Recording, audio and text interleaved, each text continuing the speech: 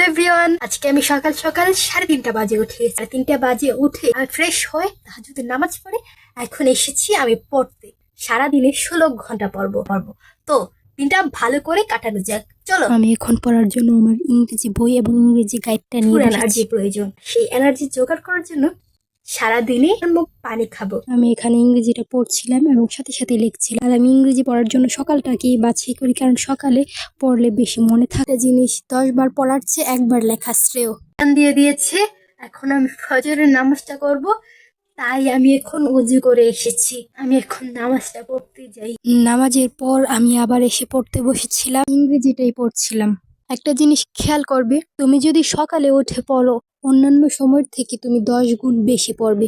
রাতে যদি তুমি 5 ঘন্টা পড়ো আর সকালে তুমি যদি 1 ঘন্টা পড়ো, সেই রাতের 5 ঘন্টা আর সকালের 1 ঘন্টা সমান। টানা 2 ঘন্টা পড়ার পর একটু রিফ্রেশ করার জন্য বাইরে এসে আমি গিয়ে পড়তে বসি। আর তুমি কি করছো? যাও পড়তে বসো।